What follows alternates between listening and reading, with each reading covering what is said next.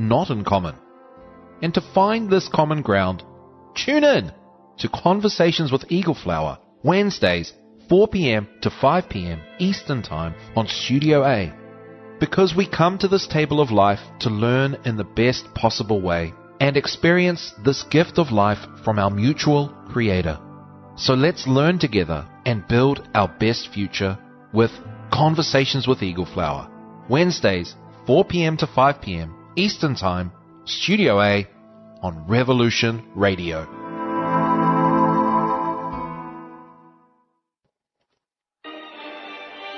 Welcome to Coffee Rants with Dan. I am the spiritual anarchist, Dan Arnold, your host. Tune in for what's really happening every Thursday. That's Thursday at 9 a.m. in Studio A on Revolution Radio. They keep us in fear to manipulate us. They want us ignorant so we're easier to enslave. They make us murder one another so they don't have to do it themselves. Only you can break their mind control by healing the contradictions within your belief systems that allow you to accept their lies in the first place. The time has come for us to remember our divinity, who we really are, to return to what we are meant to be, a service to others, to return to nature, and to reclaim our birthright, that which is freedom. The truth will sound belligerent because it is in direct opposition to lies. So get angry, because anger is sacred, and together we can unite and rise. Rise from this darkness. Humanity, assemble. Do you want to really get to the roots of good health and stay strong for the storms ahead? Then listen to Bridget's Well, Healing with the Elements of Life. Tuesdays, 8 p.m. to 10 p.m. Eastern Time on Studio A, where stories are shared about traditional foods, Chinese medicine, and simple, healthy living skills.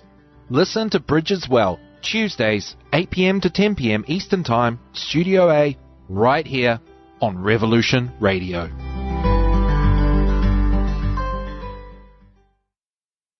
Fire, I think you can burn. Crosstalk with Sarah Cross, a place for radio wanderers to learn about the highest laws and other related topics, with the occasional stroll through more relaxed notions. Every Wednesday, 1 p.m. to 3 p.m. Eastern, or 10 a.m. to 12 p.m. Pacific Standard Time. Crosstalk with Sarah Cross, Studio A on Revolution Radio.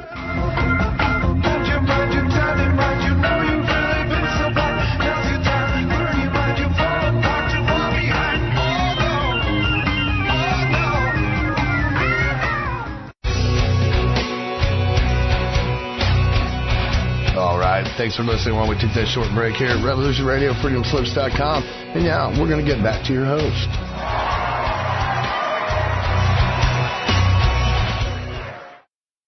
All right, good afternoon, and welcome to another edition of Reassociation. Show that can go anywhere, literally anywhere, at any time, as long as you can, well, in an ideal world, if you can link it to the previous thing we were talking about, that's good, but it's not essential.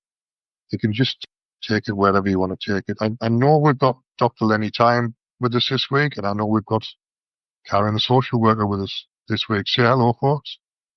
Hi, guys. Yeah. Hi, Karen. Hi, Dennis. It's almost the beginning of fall, officially. We're coming up on this equinox, and here it still seems like midsummer weather. The weather is in the 80s and 90s, and my plants are doing well. How are you doing, Karen? I'm fine. Thanks for asking. I just realized it was Thursday about 30 or 40 minutes ago. Up until then, I thought it was Friday. Has that ever happened to anybody?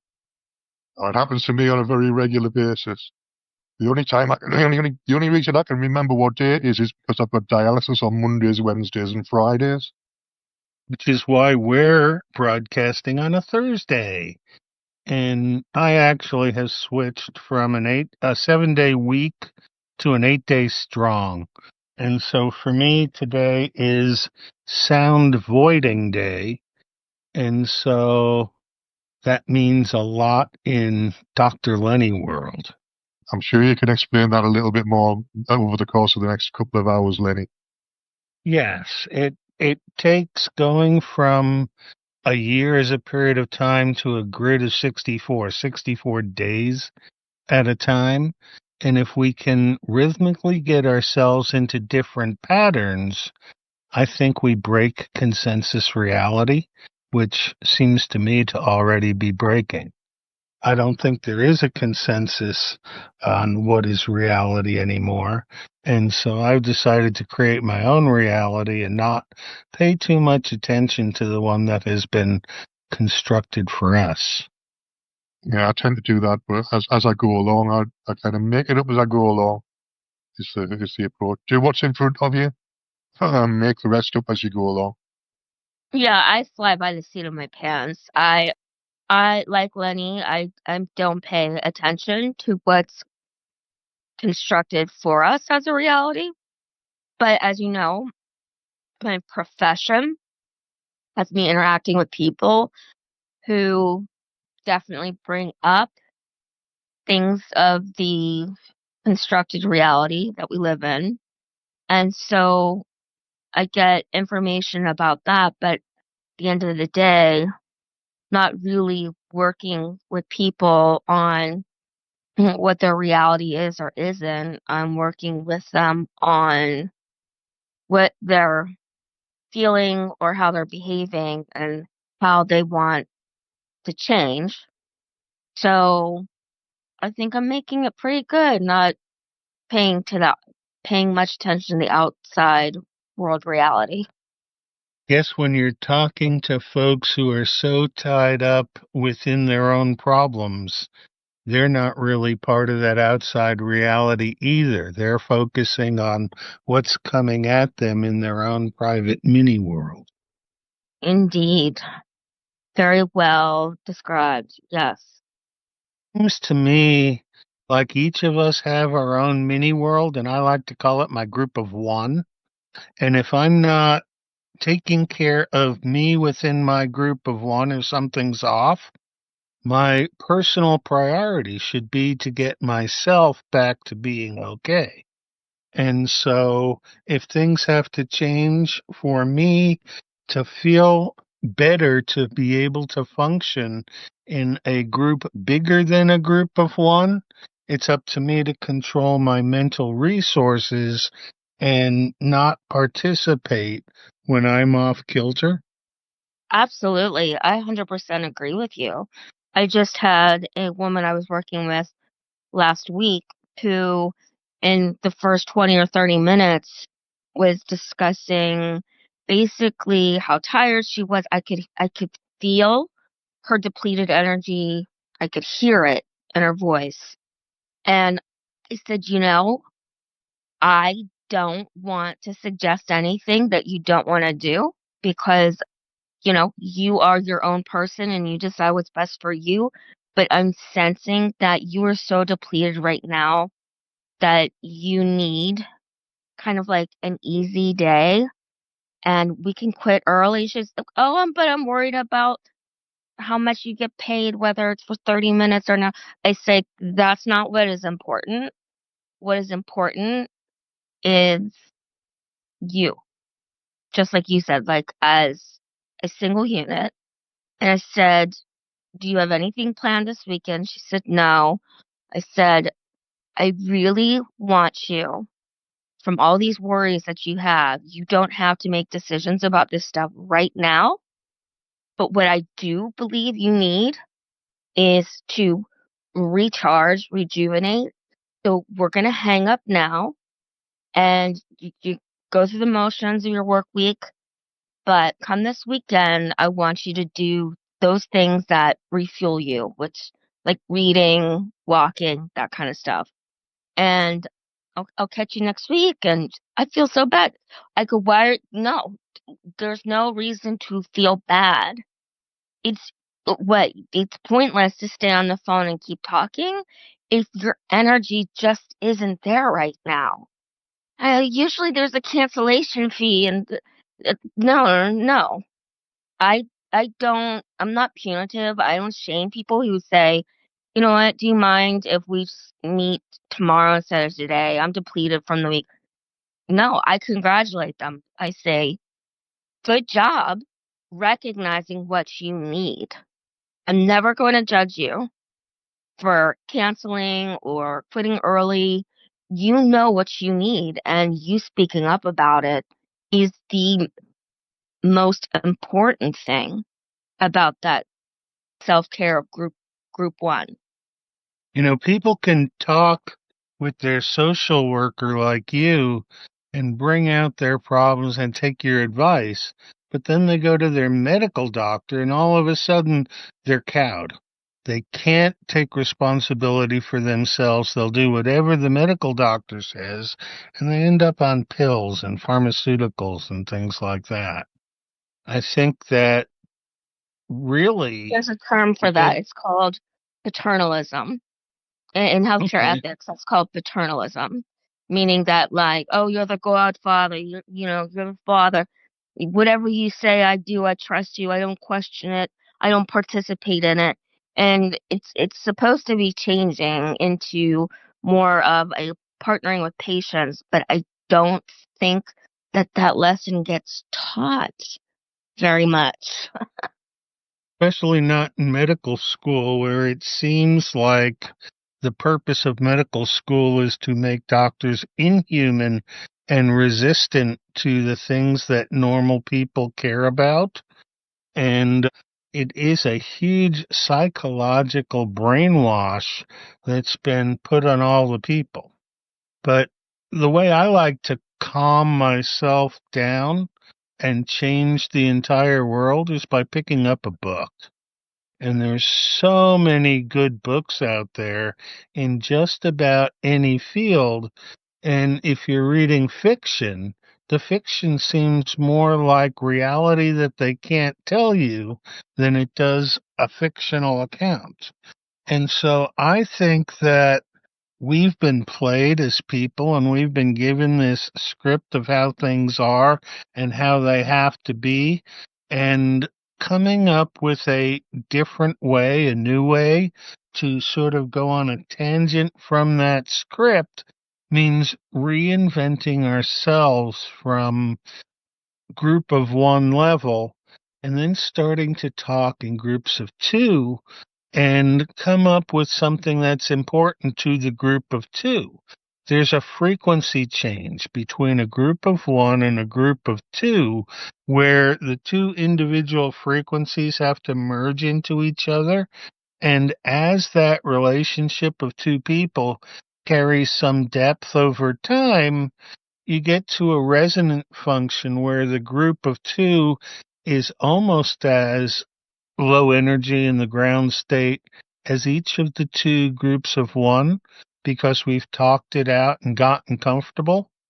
A group of three becomes more difficult, but gee, Karen, you and me and Dennis have been a group of three off and on now for roughly 10 years. I think we started the New Way on Discord back in 2016. It might have even been earlier. But I was out in the wilderness on 40 acres of land being a hermit and dealing with things like mountain lions taking out my goats. And so personal reality changed to something that most city people wouldn't even recognize as a possibility, but it gave me time to construct my own scenarios for role play. And as a one player character, I role play my own existence.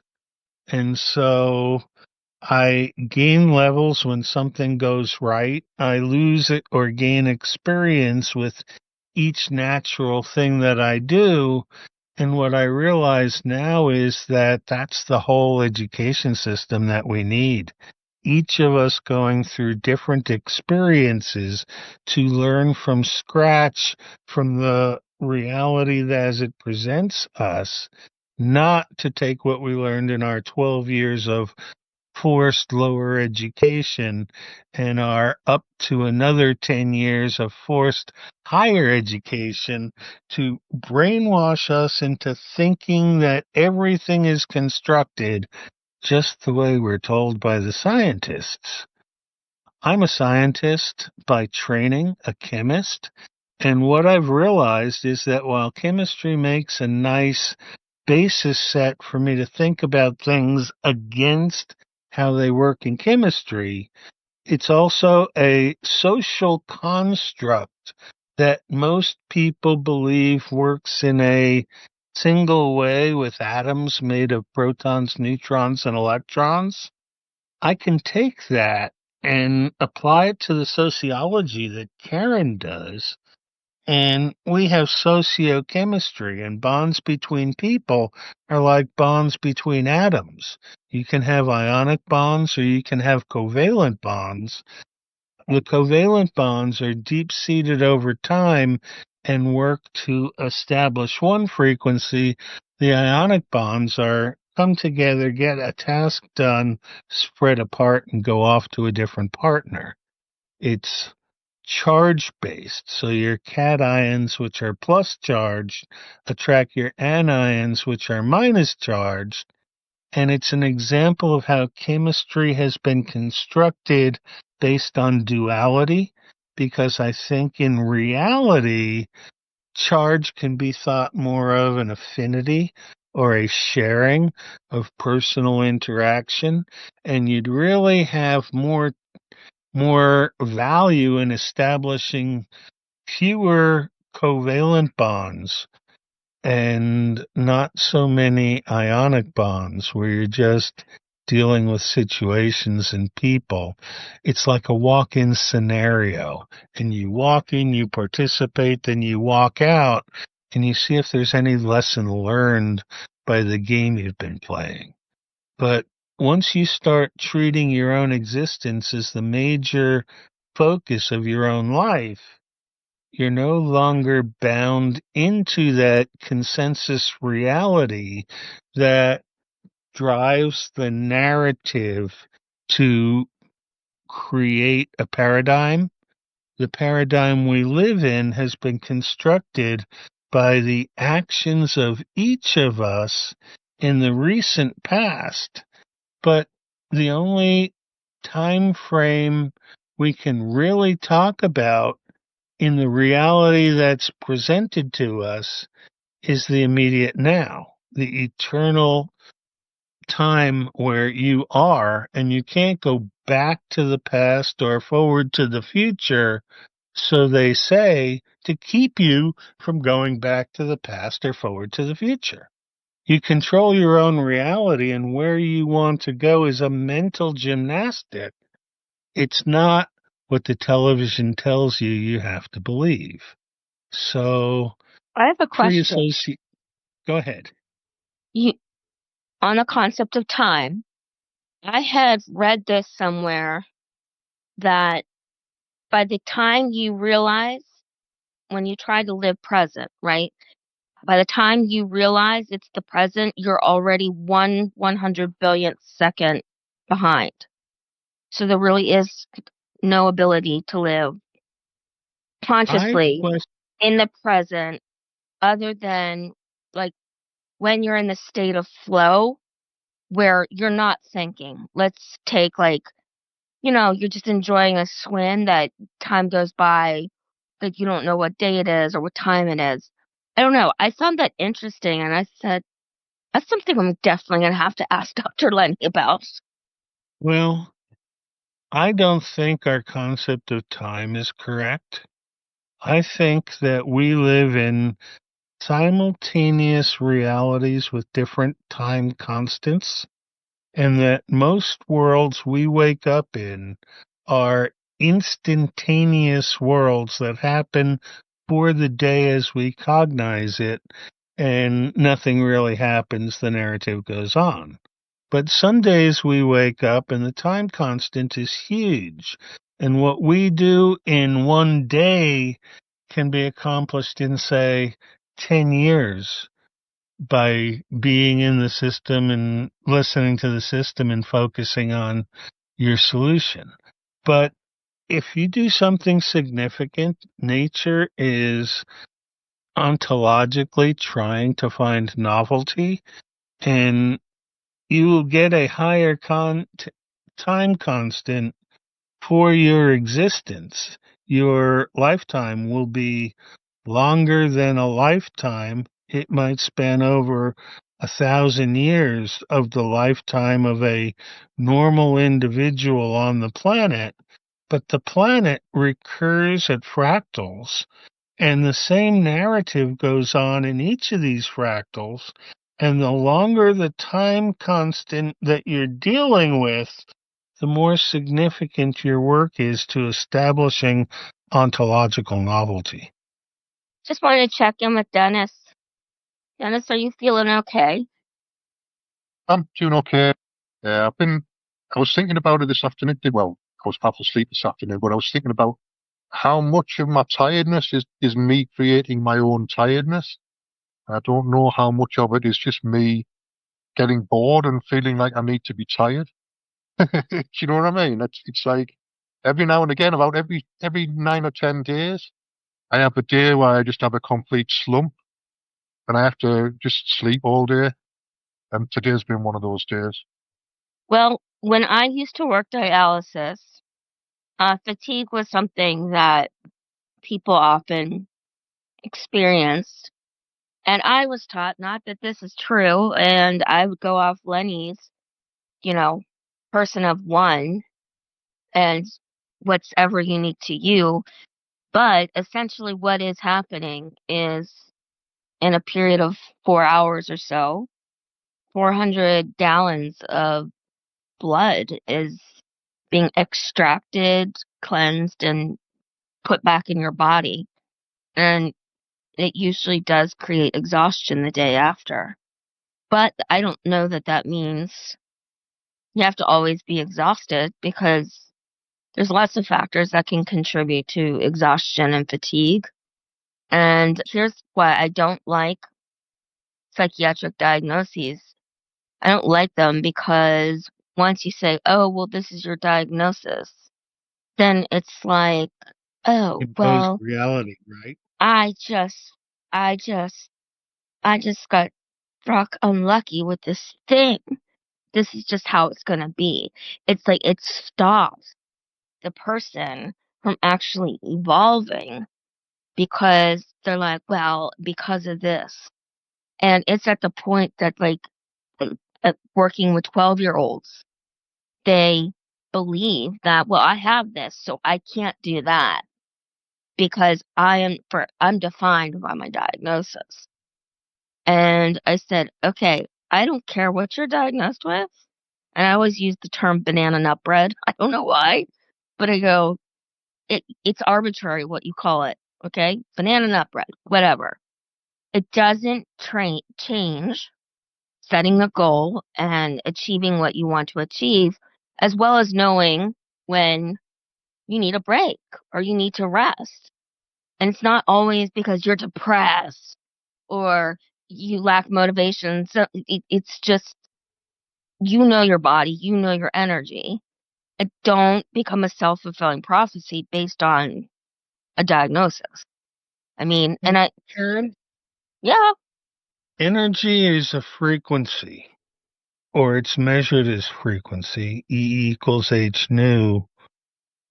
People are in charge of their own frequency, but it depends on having the energy. And energy, where does personal energy actually come from? Is it a function of metabolism, or is it a function of thought? I think it's a combination of both.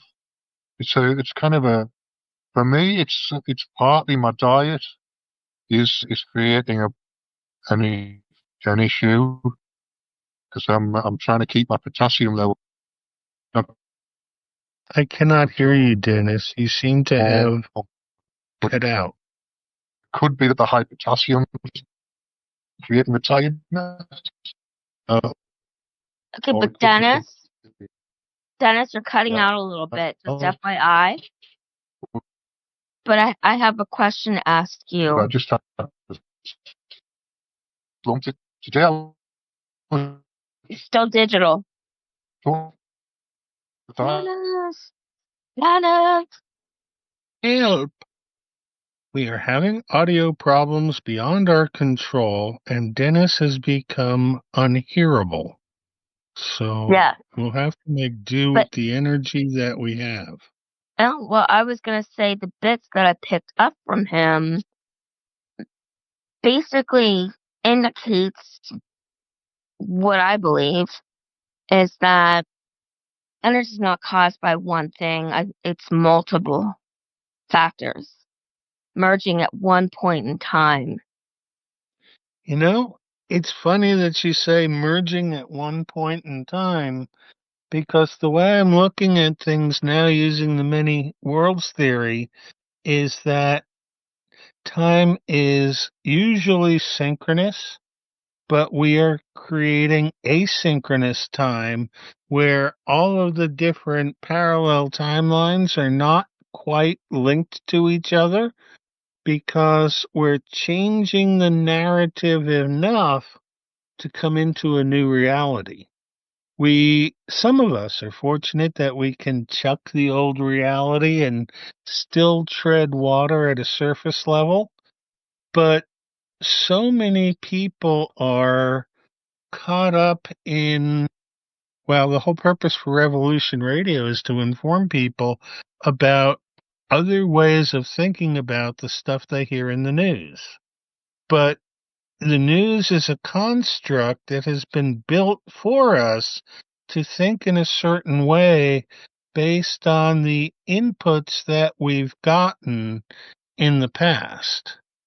The thing that I'm thinking is that the energy level of the group and the functional level of the time frame that they're acting on varies, and that people work at all these levels simultaneously on different worlds that they create by taking an action that is different from what is expected, and therefore building a higher time constant as a variable in their current life. That takes energy, and if you're pumping out energy in one universe, there's no energy for the character of you in the other universes where you didn't make that off decision. And so sometimes you're pulling energy across numerous versions of you because your high energy and focus on the world you happen to be in, getting something done, draws that from others. I guess I look at my NPCs as sort of spies in the past, people who went on without my unique Lenny decision and took it in a different way in their own world, but I'm left out of that world. So Lenny went on as an NPC, and you know how he can ramble and go sometimes. Hi, Dennis. I see you're back. You want to talk and see if your audio has cleared? Yeah, I had to reboot my phone. So I could see myself in the voice chat room, but couldn't get into the voice chat room, which was a bit strange. Life Hear is me now? strange. Welcome back. Hopefully the group of three of you, me, and Karen isn't too much draw on the energy of any of us, but we're sort of following, I don't know, the energy that we have is unique. It feels like it's a very creative session to create sociochemistry in a way where we can use the explanations developed for chemistry to apply to human behavior and look at it from a different perspective. Of course, it's looking at it. It's not directing it. Each human is responsible for directing their own behavior, but the more people that come outside the box and don't pay attention to the consensus reality, the less energy that consensus reality has to hold. So we're just creating the next reality, and to get there from here requires unique thought. Yeah, I'm always open to unique thought. Yes, ditto. That was a good point. But, okay, I'm going to add something into the mix here. And I don't want to make it too complicated. But the more that I study neuroscience, the more I think it is an important aspect to be aware of in terms of energy change, evolving humanity. Because before you asked, thoughts definitely produce energy. Crazy thing is, we have 70,000 thoughts per day. Some of 70,000 us, thoughts if per that's day. the average, I'd say I have about 200,000. I'm sure you do. But I'm going to say reportedly 70,000.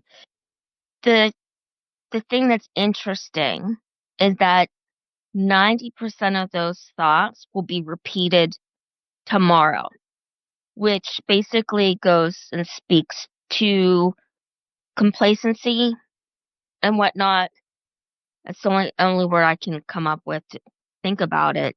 And that if you really want to evolve and change and lift and whatnot, then you have to work to challenge, maybe not challenge the consensus, but discover your own reality. Feedback, thoughts? Thought and consciousness interrelate with each other, but I don't think they're the same thing. I think that consciousness gives us thought based on our predisposition. And when we learn something that doesn't quite fit in with our normal thoughts, normal people reject those as outliers and throw them away and go back to thinking the same thoughts they thought yesterday or tomorrow. Right, But cognitive dissonance. but we tease out thoughts within the free association framework that give us a grounding for questioning that reality that we're given, but we don't have the answers on what the reality actually is or what can substitute for the reality. All I know is that by limiting my reality to the things I'm willing to put my energy into, and keeping my energy flow personally when I'm my group of one at a low, constant vibrational state where I can hum along and get the things I do done and not have to worry about how to affect and change the world, because I'm affecting and changing the world just by doing what I'm doing, not paying attention to that consensus reality. I just want to introduce a concept to you that studies and neuroscience is basically in toddlerhood when it comes to, like, if you were to look at the lifespan of the science. But so there are neurons with pacemaker-like functions that is in our heart chamber. They some of the continuing ed places and stuff I go to and whatnot say that it's like a mini brain. It's a second brain, but it's in the heart, and it interacts with our central nervous system. And some people have interpreted that as its involvement has its own complex structure that, what am I trying to say? It has its own complex structure that actually does have something to do with consciousness.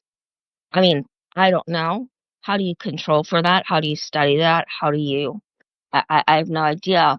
But it's an interesting piece of information. that Yeah. is being touted around. I wonder how the chakras fit in, because the mind and the heart really create a duality that comes as part of the current existence, and there's a bit more to it. If your heart and your mind disagree, you go to your gut. You get the good gut feeling of what's going to do. But can you bring a neuroscientist into our conversation sometime in the next month who can explain to me conceptual neuroscience? Because I have the chemistry and biology to explain everything that they explain, but I want to hear it from somebody who knows it so that if I ask the right questions, I can increase my understanding, because I'm going nowhere in the current model. I can certainly try to reach out. There's different types of neuroscientists. There's MDs, there are PhDs, you know. I want somebody who can overview the whole topic and discuss the minutia. Okay, so basically a generalist. Yeah. I think if we go to a generalist who can lay out what neuroscience is, how it works, how I can ask some details mechanistically, and from their knowledge know that the chemistry that explains it isn't correct, but I can figure out how to make it correct, because I think that we as individuals mentally can alter our own biochemistry by cognitive processes. And it's like Dennis and Reishi. It works, but it doesn't work if you don't believe it doesn't work.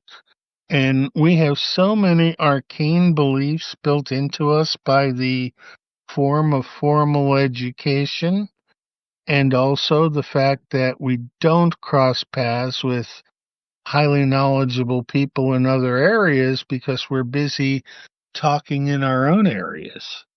And so I concur. I think that it's important to see how the parts fit together in order to have better understanding. And yes, as long as Dennis agrees, because Dennis, this is your show, I'm sure you won't object. But if I do find, Oh, I would love it. I'd love it to have those types of conversations. When you first brought up the subject of the brain at the heart, or the mind connection to the heart, I was thinking the Heart Math Institute might be a place to go. So I might reach out to somebody there. Well, I don't know anybody there, but I could send them an email and ask them if there's anybody who wants to come on and have a conversation, because they've done research about the electromagnetic field around the heart and the influence of the heart on all of the functional neuroscience type things. yeah, I have come to understand the function, and I'm still studying. I mean, I've got a long ways to go, many more hours, but I understand how it relates to like the peripheral nervous system and the whole like trauma, fight, flight, freeze, fawn. I understand exactly what happens to the body, what chemicals are released, what synapses occur in the brain, yada, yada, yada. But it's like this little information about a mini brain in the heart. And it's like, okay, well, that kind of makes sense, but I've not really heard much expansion on it. Maybe I need to do more reading. I don't know. But, to me, it's fascinating. Well, the thing is that having experts come in and explain how things work differently from how we know they work means that we can have different truths in our different realities, and they don't have to be coincidental. But when we clear up the language barriers and actually ask the questions about the meaning of words and the semantics and such, I think that's where the real value is going to lie, because we'll see where the errors that are in taught are, because we're all educated in the same system and don't have a different perspective to apply to it. How many times have we talked in the past, Lenny, where I've heard you say, wait a minute. In your mind, Karen, what is the definition of this? And, I tell you, and you're like, oh, okay. My definition is this. And before we can really have this discussion, we have to agree on the base terminology so that we know that we're That's talking about the same thing, yeah, and that's something where right you struck a mind thought on me. The AI doesn't use the terminology right. And because the terminology means so many different things to so many different people, the mass models based on language are cultivated to misuse words and get people's energy up and have it waste on their own. I mean, it Yeah, like burns the freedom ability to fighters. learn out of people. Freedom fighters, well, that's gotta be positive, you know. But yeah, and that would lend itself to the subject of neurolinguistics. And Yeah, then get more than one language, English, like all the different languages. no And hablo it gets even inglés, more complicated. señorita. Just imagine if we had a world where you weren't allowed to use English and you had to use some other language. America would cease to function as it is, and the rest of the world would, oh, what's the problem here? Dennis, I'm curious to know, in your philosophy group, did you ever have a situation where two of the members, they were, like maybe they were debating or arguing, and only to find out that they had difference in terms of what the foundational thing or topic was that they were talking about? It it depends. Usually people are using different language to say the same thing, quite often anyway. So in our group, there's a lot of emphasis on monism as opposed to dualism. And sometimes people use the language of dualism to try and describe monism, and it makes it difficult for the people who don't use that language. So I have a tendency to use both languages, both vocabularies, so I can kind of bridge between the two, but they have trouble bridging between the two different vocabularies. Question: monism and dualism are the only two categories that there's a choice of, or are there other categories out there? In our group, that's basically the two choices you've got. You can kind of be in the normal world and look at things dualistically, so cause and effect and subject-object differences and all of that. But what we try to do is unify those things at like the higher level. So at the higher level, everything's unified, but then you look at it down below, and it looks like there's two separate things going on. It looks like there's more than one thing happening, but actually it's just a big whole with lots of little processes within it that are all acting to keep the whole functioning. Does that make sense? Not Yeah, that makes quite. sense to me. I need to know what you mean by above and below. All right, so I've got this model that I got I kind of borrowed it from critical realism. It's a kind of social science / philosophy, like a combination of the two, really, trying to explain social interactions and social processes. So I borrowed this model where you've got duality, dualism, and monism in a kind of triangle. So the duality, the two extremes, so that's the binary way of looking at things. It's kind of catastrophic thinking and end of the world thinking and stuff like that. It's all the extremes are in the binary category.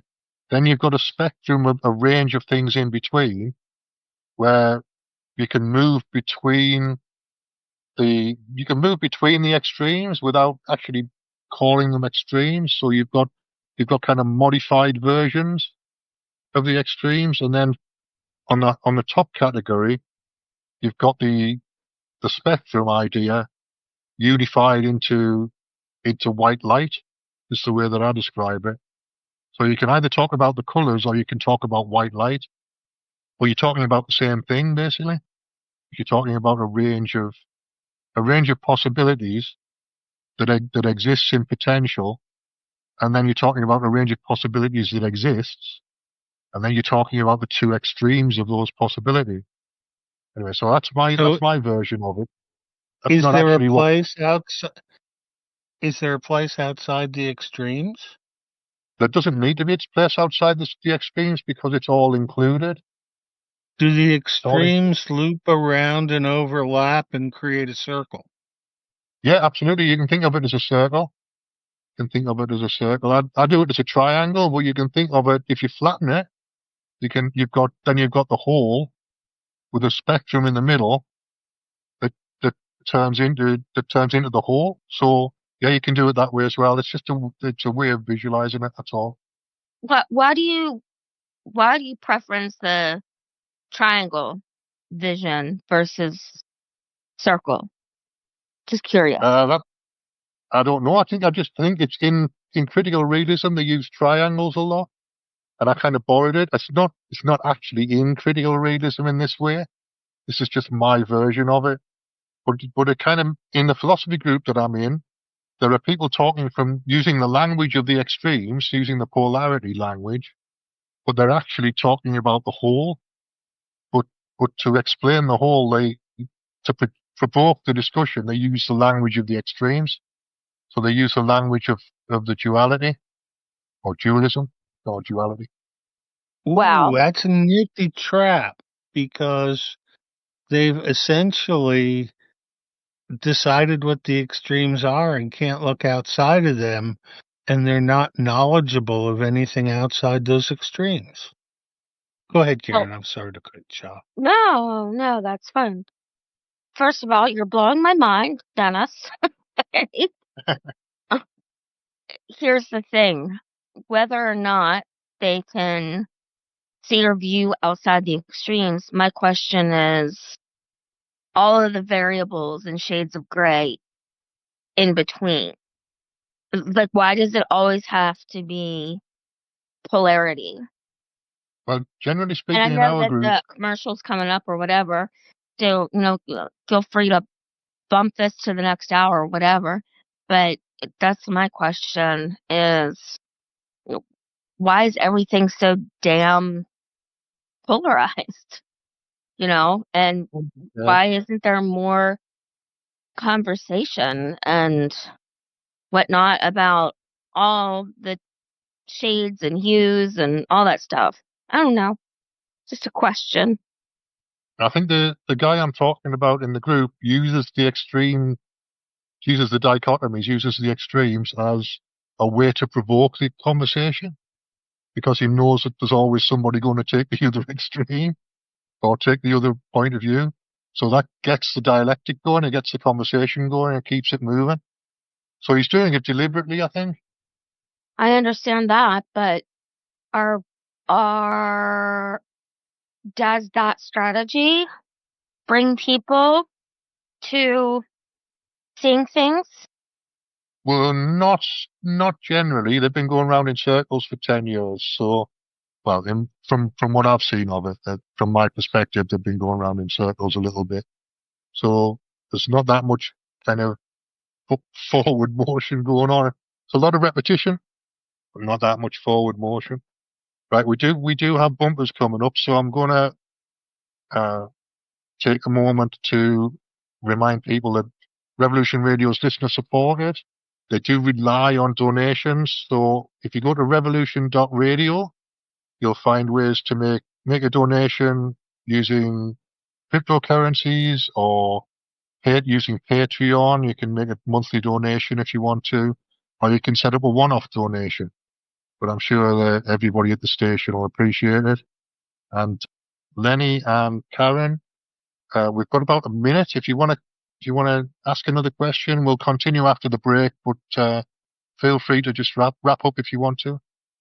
I would say to Karen that while we're on break, consider that asymmetry causes the polarization, and that if there was a total symmetry of universal intent, there wouldn't be a polarization. But I think there's stuff going on outside of our knowledge base that we're going to have to figure out pretty darn quickly to battle the existential problems that I see coming up for humanity in the next 2-3 years, which translates in normal people's things to maybe 20 or 30 years. But I think it's the culmination of that. Anyway, I talk too much sometimes. No, you're fine, Lenny. Don't worry. I've got an existential crisis coming up this week. Yeah, I'll talk to you guys after the break. Absolutely. We've got a break. The break's about to hit now. So I'll see you in 3 or 4 minutes. Feel free to put the kettle on, do what you need to do, take a bathroom break or whatever, and we'll be back in 3 or 4 minutes time.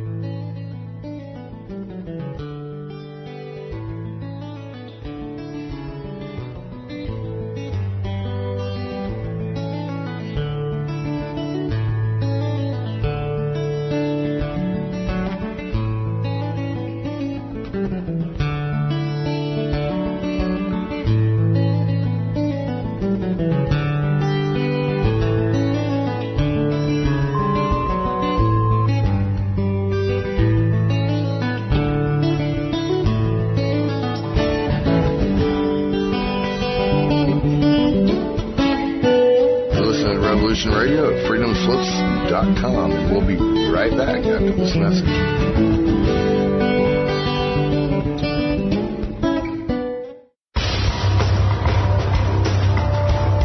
Hello, my name is Mr. Rowe.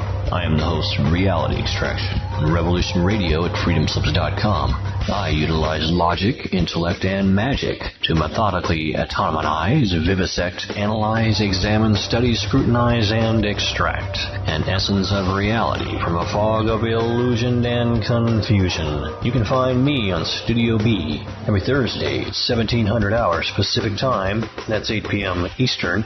No topic taboo, no subject too strange. I strive to take a neutral standpoint during the dissection of the topic at hand. That's Reality Extraction with Mr. Rowe on Revolution Radio. Through everything, we have to remember that we have more in common than not in common. And to find this common ground, tune in to Conversations with Eagle Flower, Wednesdays, 4 p.m. to 5 p.m. Eastern Time on Studio A. Because we come to this table of life to learn in the best possible way and experience this gift of life from our mutual Creator. So let's learn together and build our best future with Conversations with Eagle Flower, Wednesdays, 4 p.m. to 5 p.m. Eastern Time, Studio A on Revolution Radio.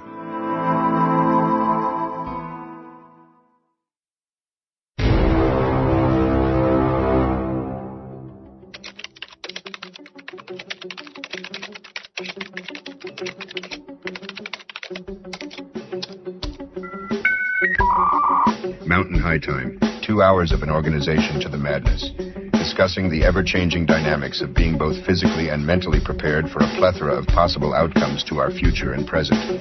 A look into the latest technologies, new scientific discoveries, and how they might be used in connection to the human domain and controlling it, ancient cultures and places. Be warned. This is an opinionated look through headlines. Guests that are not afraid to question the narrative. a little bit of crazy ramblings of a stoner conspiracy factist that pushes constitutional concepts. The place and the time are the same, another dimension we call Mountain High Time. Saturdays 8 p.m. Eastern Time, 6 p.m. Mountain High Time. Right here on Revolution.radio, where information never sleeps and truth breaks the spell.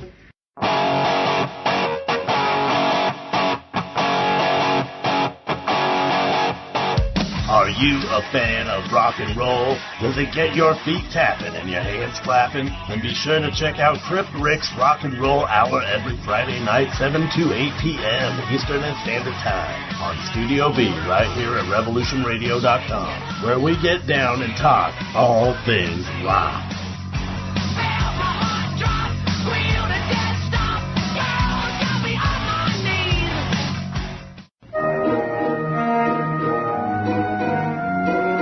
The original machine had a base plate of prefamulated amulite, surmounted by a malleable logarithmic casing, in such a way that the two spurving bearings were in a direct line with a panometric fan. The lineup consisted simply of 6 hydrocoptic Marsal vanes, so fitted to the ambifacient lunar wane shaft that side fumbling was effectively prevented. The main winding was of the normal Lotus-O deltoid type placed in panendermic semi-boloid slots of the stator, every 7th conductor being connected by a non-reversible Tremi pipe to the differential girdle spring on the up end of the gram meters.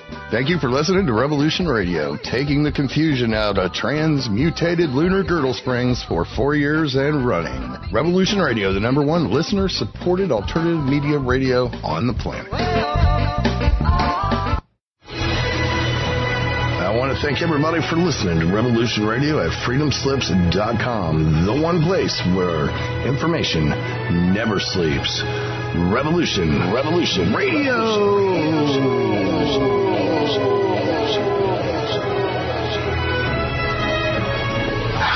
All right, let's show them what we got now.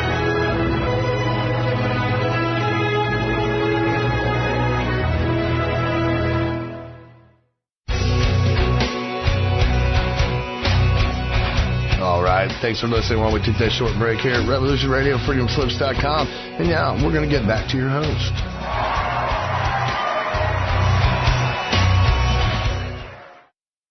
Okay, welcome back to the second hour. This is Free Association. My name's Dennis. I'm hosting and kind of chipping in with bits of conversation here and there. But I've got Dr. Lenny Time with me, and I've got Karen, the social worker, with me. So the conversation, it's a 3-way conversation, but I'll just prompt a little bit, or I'll chip in here and there. I'll leave the bulk of it to Lenny and Karen. How you doing, guys? Still with us? Here, with a brain that is smoking from everything you talked about at the end of the last hour. All right, okay. Yeah. All good. Go ahead. I don't know why I do that, but I seem to manage to do that when I talk about the philosophy groups with you, Karen. I love when you talk about the philosophy groups. I mean, honestly, it's like the Algonquin table. It's very interesting to me. But at any rate, thank you for sharing. I appreciate you. No worries. It's like a microcosm of the whole world. Like anything that's going on in the world, you can see in that group of 8 or 9 people, or however many it is. Usually it's 5 or 6. But yeah, there's just kind of all the issues in the world are in that group, in kind of microcosm. So while I'm trying to figure out what's going on, of the whole. absolutely it is. So while I'm trying to figure out what's going on in this group of 8 or 9 people, I'm actually I start to understand geopolitics a bit more.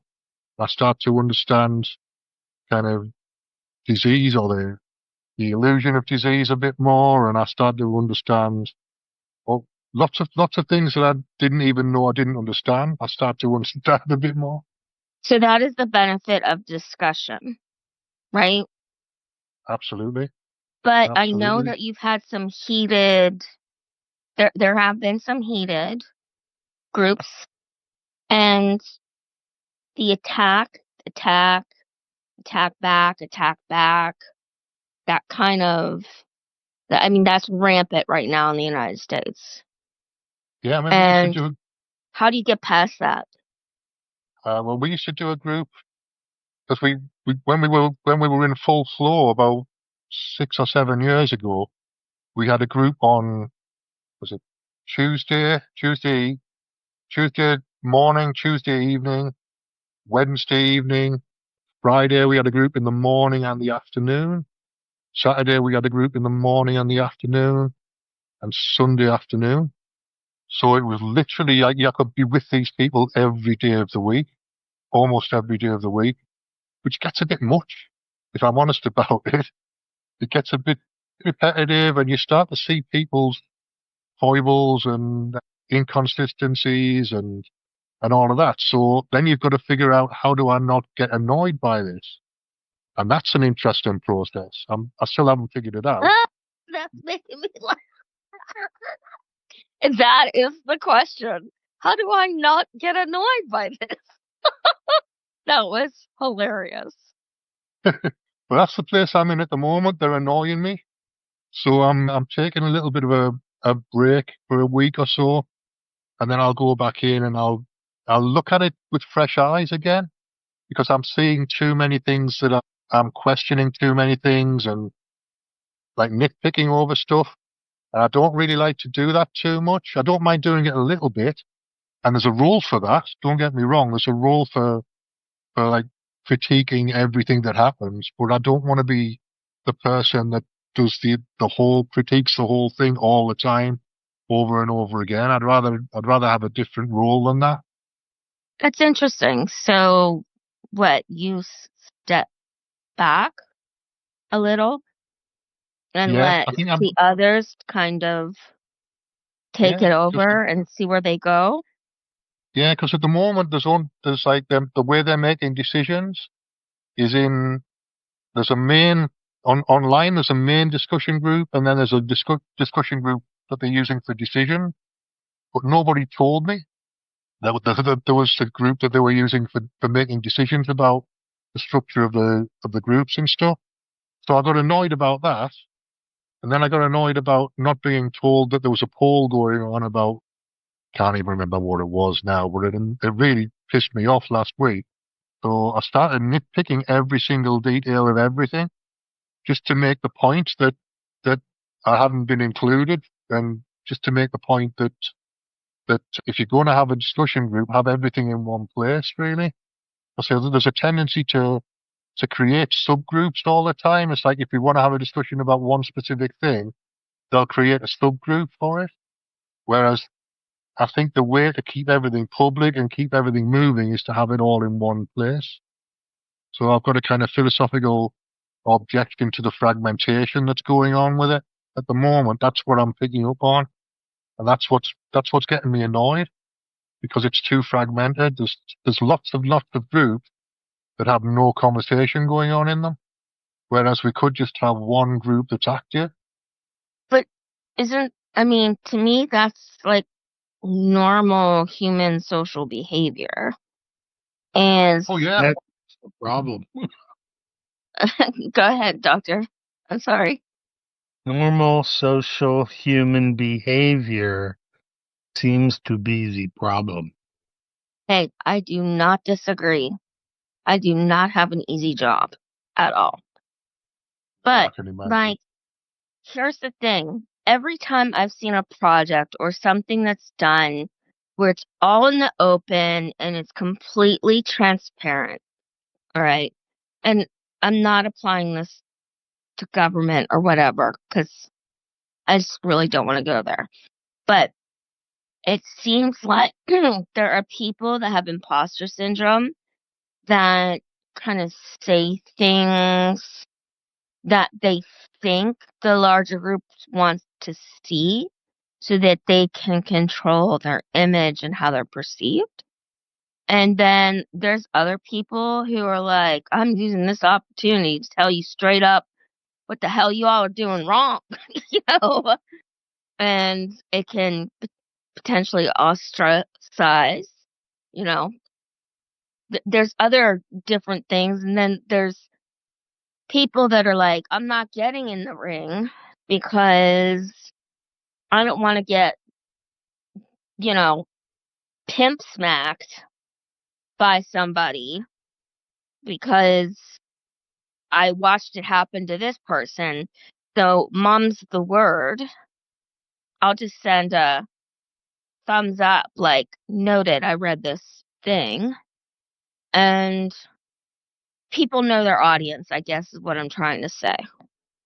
And I don't know if there's a way to control for that, because people are going to morph according to whomever their audience is.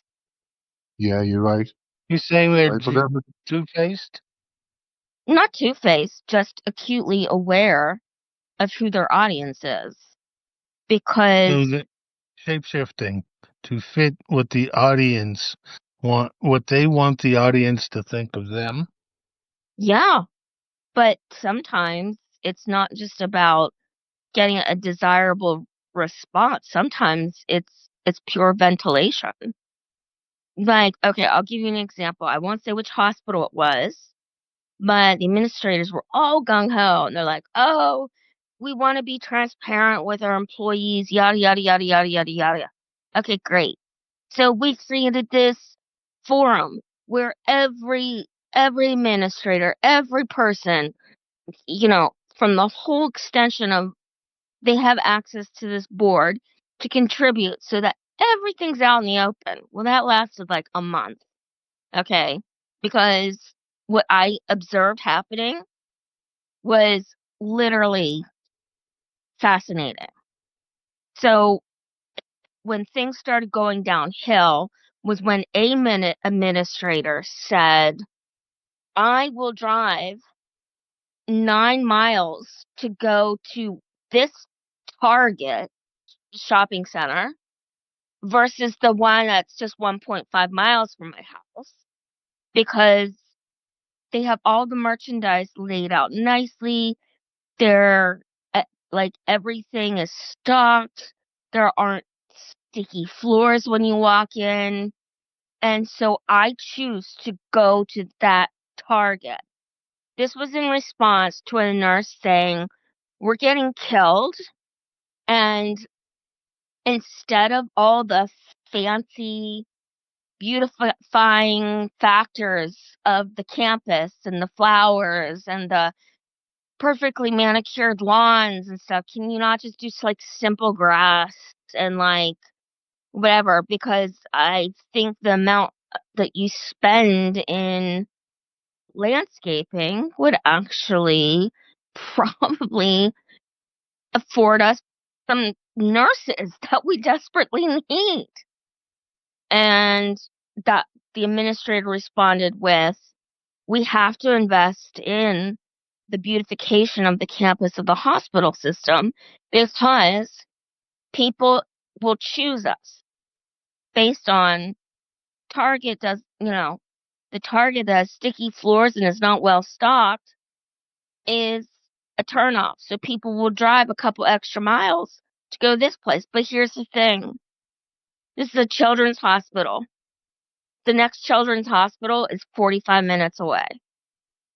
So who's your competition? Really?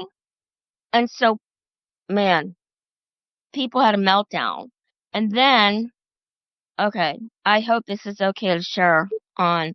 They had a brand new entrance and this red flag. And what's crazy is at nighttime, when you're driving down this certain highway, the flag has a phallic appearance to it, if you get what I mean. Not a good look for a children's hospital. And when everybody started commenting on how much money was spent on some consulting firm and they never even thought or considered or did they not like test what this looks like at night from this angle, from this highway, which is a major highway. Did they not? And yet we're hemorrhaging in dire need of nurses so that we can be at ratio of nurse to patient, like safety ratio. And that's when after a month, they shut that whole thing down. Yeah, it's an opportunity just for people to air grievances. Yeah, well, I mean, I'm sorry. Everything was going fine until an administrator tried to compare healthcare to Target retail. That was a really dumb move. And it's like, wow, she's an administrator getting six-figure salary? Like, that's a little bit annoying. I think I'm becoming an angry person in your philosophy group. I'm sorry.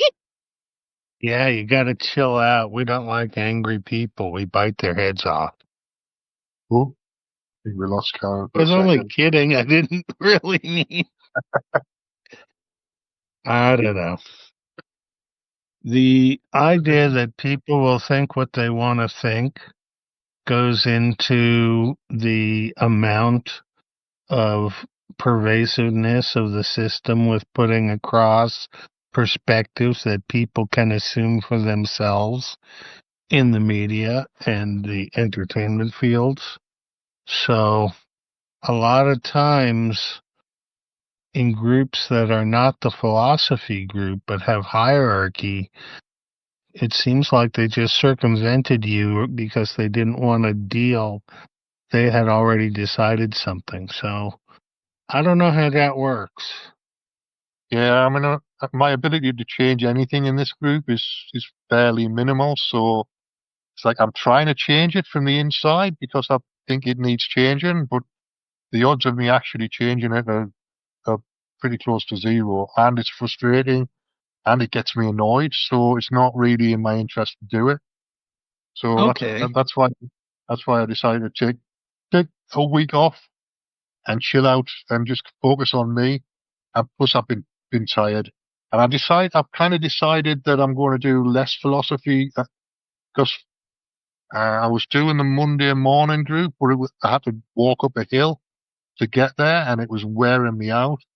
So I'm not going to do that anymore. I think that's probably asking too much during the winter because it'll be cold and wet, and the hill it's like a really steep hill. I had to stop and rest for like 3 or 4 times on the way up this hill. But Well, if you take, go ahead. I think that the energy calculation for how much energy you expend of your available energy, probably the physical exercise does have to go because metabolism takes too much energy to do anything with. But spiritually, if it becomes a chore and hard to do, that drains energy also. And it sounds like it's a chore to get there. And if it's no fun to be there once you're there, I don't know. We Yeah, can I just need replace the philosophy group with a different philosophy group. Potentially. I mean, there's a couple of people running things, but this is the version that's free. Well, it's free except that we've got an agreement with the vegan restaurant that we meet in that will buy food. So they give us their meeting room that they use for yoga and stuff. And as long as we buy food, then we get the room for free. Are you interested in engaging entire hospital staff by chance? I'm joking. We'll engage anybody. We're open to everybody. I mean, it's like you don't need experience. You just come in and talk to you, and we'll engage in the talking with you until we figure out who you are, and then people will try to kind of help you with contradictory belief systems and things like that by challenging what you believe. But it's done in a mostly friendly way. Sometimes it can be a bit aggressive if there's a personal grievance going on as well, but mostly friendly. I was saying before the break, we used to have a group on a Sunday afternoon, which is more of an encounter group, and that group we used for airing grievances and dealing with personal kind of animosity and personal conflict, because the only way to run the groups during the week without getting into personal conflict was to kick the personal conflict into Sunday, which was a meeting, a group that met in somebody's house. So we're Sounds trying like to keep. Festivus on Seinfeld. Either that or a battle royale in WWE. You know, Seinfeld at all? I've seen Seinfeld, but I don't really know the Uh, show. Basically, George's dad, thought Christmas was too commercialized, so he created Festivus, which instead of a tree, there's a pole, and then at dinner there is the airing of grievances. All right, yeah, Yeah, that I sounds think like I was. in the last season of Seinfeld. It's one of those. It's one of those groups. It was kind of designed as an encounter group. It was designed to get people to know each other, so that you weren't just talking to strangers. But then once you get to know people, you get to know people too much sometimes, and they start to get annoying, or I start to get annoying to them, and then it kind of spirals out of control, and people end up not liking each other and having personal digs, and that spills over into the philosophy group. So it was a bit of a catch-22 situation. We were trying to deal with personal animosity and grievances without them being in the main philosophy groups by putting them in the Sunday group. But then Sunday became just about grievances and just about personal disputes and stuff. Yeah. Can I ask you a question, Dennis? How do you think ancient philosophers did it? What do you think that process was? Say that again for me, Karen. I missed the word. Ancient philosophers, how did they do it? What do you think their process was? Oh, you mean Plato and Aristotle and all that? Yeah, yeah. They all had their own groups. That's the way they did it. So they had students of that. So it was like a guru-student situation or a teacher-student situation. So you wouldn't find that much disagreement because it was kind of instilling knowledge from the teacher to the student mostly. But then it's about the dialectic as well. It's about the discussion as well. I think we do far more discussion in our groups than I think Plato and Aristotle ever did. And there's a lot more there's like 2,500 years of theories and hypotheses and situations to talk about that they didn't have. So I don't know. I mean, it's the Stoics were around at the same time as the Platonists, and Aristotle was a bit later. But there was 4 or 5 different groups in Athens on its own. So I don't know how much mixing they did. Probably they did a reasonable amount of mixing, but Did you have a favorite philosopher, or are you are you more about I support whatever makes sense for the moment? I tend to kind of rely on Plotinus and Spinoza more than I do anybody else. But I'll use Hegel, or I'll use Aristotle if it's useful for the argument that I'm making. But I'm not really wedded to any one thing anymore. I used to be very, very Platonic, very Neoplatonic, which is Plotinus, Proclus as well. Kind of the third century AD type stuff, which is kind of the evolution of Plato as it went into Roman times, from Greek philosophy to Roman. Where I like Plotinus because it's very kind of romantic, and I like the language, and I like the way he expresses it. And he's kind of saying the same thing as Plato, but just using language that makes more sense to me. Who was that? Plotinus. It's Plotinus. Okay, I'll have to look that up. Thank you. Sharing. Yeah, he was North African. He was Egyptian, I think, and he moved to Rome and kind of became a high-level advisor to the emperor at one point. So it's all it's fairly high-level kind of conceptual thinking, but it's really, really nice to read, and it's poetic. and kind of romantic language. It's just the way the language that I like. These are all like the romantic languages, like Spanish, French, Italian, like that. Yeah, it would have been Latin at the time, so he would have been Latin. speaking in Latin. That's interesting. You're wicked smart, man. Just like Dr. Lenny Time. Hello. Are you still Somebody with say us? something? Yeah. I was sort of grazing out on listening. Oh, okay. What are your thoughts? You know, people like to complicate things, and so I tend to create outside of the realm of lots of people. And the idea of focusing on human scale is one of those things where the group that Dennis is involved in has enough people in it that there are individual agendas which can flux the size of the group. And I don't know. I think that how we group things is broken, and that maybe stepping back and creating something that works from the bottom up instead of the top down is worth doing, at least in theory. Creating a LARP that sort of runs counterculture to the way you have to function in the culture.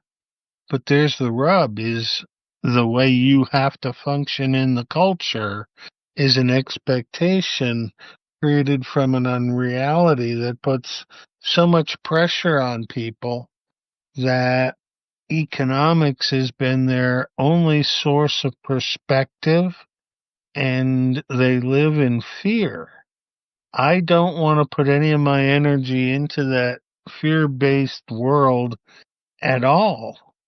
And so having individual conversations between people that look into anything different than what the current media wants to put on my page, which I've blocked enough things that I have a ridiculous feed. You would just laugh, because anytime I actually watch something that I want to watch, the feed slips me hundreds of similar things that are just stupid.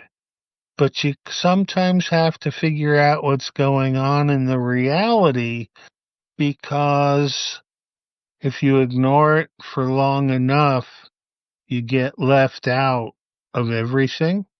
And while it might be nice to be left out of everything if there's an alternative place to go to, the all-inclusive culture of the United States and its bullying government to force the people to make choices that are difficult. Imagine that, making a difficult choice. But when it comes down to a choice between housing, food, or transportation, most people think that they have to give up their car. And so life presents some choices that are totally manufactured by the consensus reality world. And I have chosen to not apply my energy to that world much anymore. But if need be for entertainment purposes, we can discuss that. I won't object. All right, well, we can do it in a kind of free association way, so it doesn't, so that we're not, because there's 1,000 conversations on Rev Radio about politics and the world and how it's all going to shit.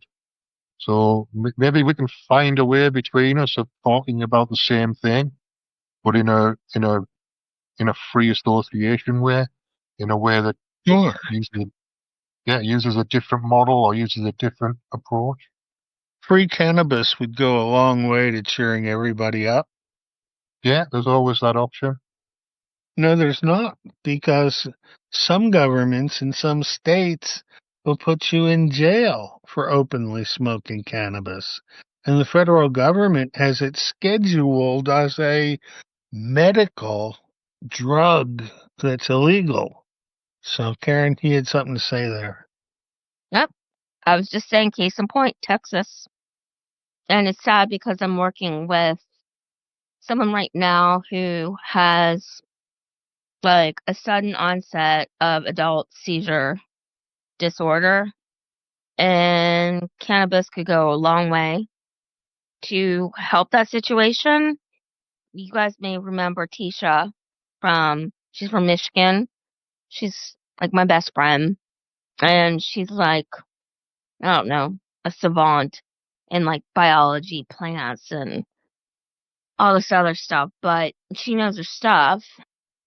And she basically was like, all right, well, cannabinoid receptor 1s and cannabinoid receptors 2 need to be a 1-to-3 ratio.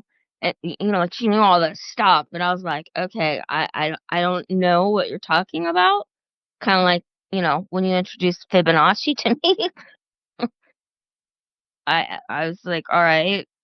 And I said, but, and she's like, this strain, that strain, that strain. And I said, there's no choosing a strain. The only way to get cannabis in Texas is illegally from people that are growing it or whatever. I don't know. There's so many other herbs also beyond just the cannabis. This year I'm growing comfrey and catnip and echinacea and lemon balm. So I'm going to be extracting some of those, making some good tea mixes, and we'll see how it all goes. But everybody should, for themselves, grow some sort of plant. Start with an easy one like rosemary or something, but get used to growing herbs and spices because that's the natural medicine that'll get you off pharmaceuticals. Herbs and spices. Well, Tisha basically bought property in a certain city in Michigan, and then she ended up buying 3 more properties where they were like cheap because they were, what is that, like federal sale, you know, and what she's trying to do is cultivate the ground so that it can be a garden of food and other And things that to would help be a the local person for community. Dennis to bring on, because that is having Tisha come on and talk to the audience of Rev Radio about urban food growing would be a really, really neat topic. She's a really, really dynamite special person with intelligence. She's calm, she's collective, she's rational. And I mean, she's literally trying to prepare the ground so that it can be a farm for the local community to get fresh food. She's also a beekeeper. I just had to throw that in there because I'm just like, holy crap, that would scare the crap out of me, you know? But she's good with her bees. And yeah, she'd be a great interview. It's a good philosophical question: to be or not to be. Yeah. Yeah. Feel free to invite her on, Karen, if you can, and if she's available. I'm quite happy to have people on. As I say, it's an open forum, pretty much this one at the moment. This is the reboot, so it's not about me. It's about the guests and about the conversation as much as anything else. She's interesting. It's more, she's intelligent, she's interesting, she's caring, and she knows a lot of this biological botanist type of stuff. Lenny, you and Tisha, Lenny and Tisha would be like to, I don't know. I can't think of an idiom right now, but they would be like, well, two peas in a pod. I mean, between their joint knowledge, I can imagine like fresh water, fresh food, animals, chicken coop, and like fresh egg. Mycelium. Yeah. And soil is about the mushrooms and composting and all sorts of neat stuff. But yeah, She doesn't always talk to me about the process because I think she recognizes it goes up in my head, you know. Not in a derogative way, but she I think she's doing a really good thing for a community that's dilapidated from neglect. well, And it's people like that who have to get out there and work within the community, and then the communities will develop an expertise, and then they can get together and share the expertise from what they've learned. But trying to organize on too big a scale other than locally is going to come back and bite people. Every location has people who are good leadership and can be trained to be helpful to that community. But unfortunately, modern leadership doesn't have the standards for producing an excellent product, but rather their standards are producing a outcome in the stream flow of the economics. And so we have a world that if we can create the world by playing LARPs, live action role plays, where we take on a character perspective and be that character while we're discussing an issue, I think that's going to be how leadership evolves to people who actually know what they're talking about, supporting people who can do what needs to be done. But human scale, working with people now have a group mentality that my group has to be bigger than their group. And they use that dichotomy to play us off against each other. So, well, yeah, because people are measuring quality based on quantity. Does that make sense? yeah, and it's a very bad mistake because you can't do it that way. I agree. I totally agree. Measuring And quantity is extremely important, but that's only how much. quantity takes time. I mean, I Yeah. would refer back to the Fibonacci scale. You seed something slowly. One group of one, another group of one, group two, group of three. And as long as you continue to be steady, I'm sorry, I think I'm having a little bit of a trigger from the experience I had with United Healthcare Group. The operations executive didn't even know the difference between the terminology adaptability and agility. And all of us could feel this pressure. And apparently there's some book out there that's good to great. And it's basically supporting fast tracking profit margin. I don't know, but I saw through the BS within a month, and I stuck with it because of the patients that I worked with. And I loved my team. They were full of heart, so full of heart and wisdom. And it became very clear almost 2 years in that, wow, this place is going to sink like the Titanic. I digress. I won't go into it too much more, but it is important to have a leadership recognize a reasonable growth rate, which is agility. It's also very important to understand that part of growth is shrinkage, and that it goes up 1, 1, 1, 1, 1, 1, 2, 3, 2, 1, 1, 1, 1, 2, 3,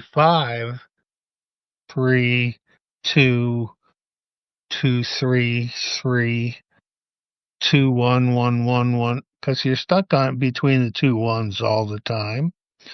But as long as your group is 5 or under, there's a reasonable sense that everybody can express an opinion within the group.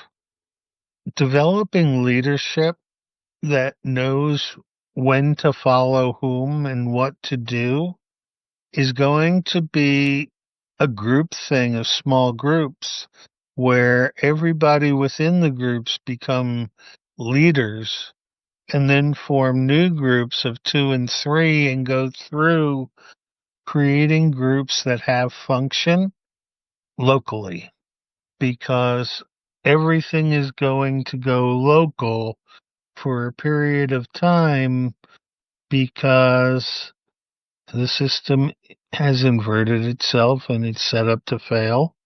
So growing food is going to be hugely important, but isn't terribly important until we lose the supermarkets. And that's a method of distribution of food that most people would never consider a possibility to lose supermarkets. But in an economic world where food has become a choice and people give it up in order to be able to drink beer and smoke cigarettes, boy, don't want to give that and don't want that energy coming into my world very often. No, I mean we almost lost we lost the supermarkets for a while during the COVID incident, if you want to call it that. The COVID hysteria created a lot of issues around supermarkets. I ended up there was only one I could use because they weren't checking on the door whether you had a mask on or not. Everywhere else had a security guy on the door, and you couldn't get in without wearing a mask. So I stopped doing those. But there was one that's it's a smaller chain that does kind of discounts on stock that's going out of date. Like they've got a quick turnover on their stock because it's all like it's got about a week to run on it. So they're just trying to get it through the door. But that particular supermarket happens to be the closest supermarket to where I live, which is a good thing. Their policy was don't challenge the customers. Let the customers do whatever the customers do. And they were told specifically don't challenge the customers. So you can either I fully approve of that. That's how, in crisis management, that's how you reduce the level of threat of escalation. Right. You don't press, you don't argue, especially when, it's about something that's not going to, well, no, I don't want to go down that road. So, but yeah, so good for that market. But that's literally the only supermarket. Everywhere else, you had to queue outside, and there was a one-way system, and you had to wear a mask. And I wouldn't do any of those things. I don't like queues. I wasn't a fan. I did wear the mask initially. I wore the mask, and I would wear the mask at the checkout, just as a courtesy to the people who were working in the store. But it'd go straight under my chin as soon as I got out the door, or as soon as I got away from the checkout. Well, the mask had its own issues. Yeah, absolutely. Especially for people that had lung disorders and disease, which is a lot in America.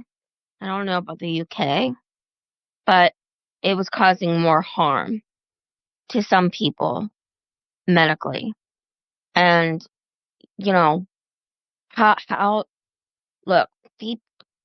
how do you weigh the benefit of the collective good against one single person? Okay, in ethics, we're taught that there are multiple stakeholders. Everyone's version, the best answer and solution, is different. So you're looking for the solution that is sufficient enough given all the stakeholders involved. In which Which case, gives them permission to walk over people then. That's what do you mean? horrid. What do you mean? I mean, every individual deserves a right to be heard, but when you're working for the collective good, with using the majority and the group ethics of the current system, No, we're not. essentially... No, that's not how it works, Lenny. It works for the person with primary stakeholdership. Those with secondary and tertiary, they may have a different version, but there's no way to come up with a best solution that actually happens for every single person in the group. Because everybody's vantage point is different, yes. Well, this might be a good topic for next week. Yeah, I think it probably is, because we've got 3 minutes, so we're not going to get there today. Yeah, no. It's too complex. But no, I hear you, Lenny, and it's not that, Dr. Lenny, I'm completely disagreeing with you. It's just, having been on the ethics committee at the hospitals and stuff, there's philosophical process by which, because ethics is not the law. It's not. It's about deliberating. But I get your reaction, and I totally understand it, but it's just not something, that we can tease out before the end of the show. I'm sorry. I hope I didn't make you angry. I'm not angry. I've already forgotten the animosity. It was just sure sounded to me like it was a way of marginalizing the individual for the benefit of the bulk of people who assume that right to then marginalize other individuals. So it's a bad leadership practice in general, but it's the way the system works. And so you got to use it. And you use it well if you're going to use it. But in the world that I want to create for my own peace, I don't want some people being told, oh, you can't have that because yada yada, while other people get it without a problem. But money is something everybody chases. Not I, not you, not Dennis. So True. But that's not exactly how it unfolds, so I think it's a great topic for next week. And my professor was from Scotland when I went back for a master's in healthcare ethics. It's a framework, but we can definitely talk about it next time. But I'm sorry if I flippantly just threw this on everybody at the last minute without the ability to have the time to tease this out. So my apologies. No, it's all good. It's all good.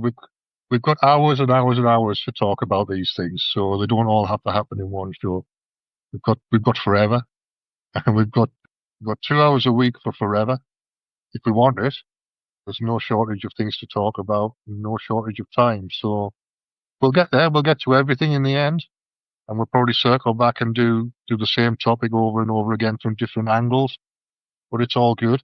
Anyway, we've got a set of bumpers coming up, so I want to thank Karen for coming in, and I want to thank Dr. Lenny Time for coming in. It's been a really good discussion. I apologize for being tired, but it's just the way that it is sometimes. So I participate as much as I can, but I'm not always on 100%. And today was one of those days when I wasn't at 100%. But I'll be back to normal next week, hopefully, and we can engage in some disruptive conversation and some enlightening conversation and some stupid conversation and see what happens. So that's to both of you, and we'll see you all next week. Thank you, Dennis. Yeah, thank you. Ciao, everyone.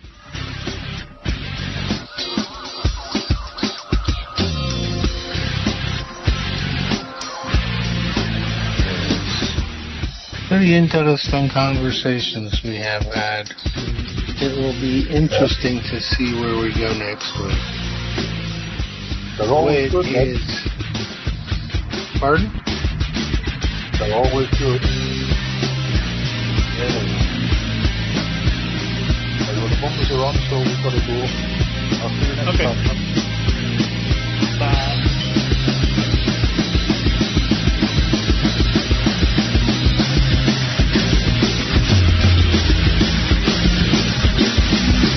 Thank you for listening to Revolution Radio.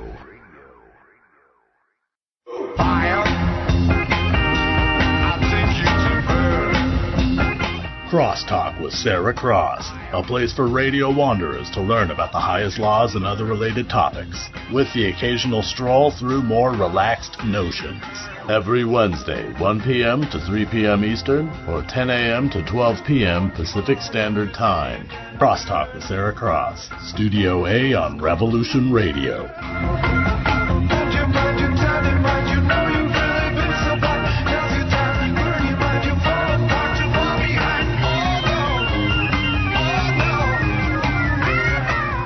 This is the people's war. It is our war. We are the fighters. Fight it then. Fight it with all that is in us. And may God defend the right. Warning! Warning! We've got to stop them! They're going to kill us all! See how the trouble you've started? Be they the government, be they industry, be they organized labor, be they anyone, or human beings. Time when the operation of the machine becomes so odious, makes you so sick at heart that you can't take part. You can't even passively take part. And you've got to put your bodies upon the gears and upon the wheels, upon the levers, upon all the apparatus, and you've got to make it stop. And you've got to indicate to the people who run it, to the people who own it, that unless you're free, the machine will be prevented from working at all. Revolution Radio at freedomslips.com, the #1 listener-supported talk radio station, throwing ourselves upon the gears of the machine. Revolution Radio, where information never sleeps. You called down the thunder, well now you got it. You tell them I'm coming, and hell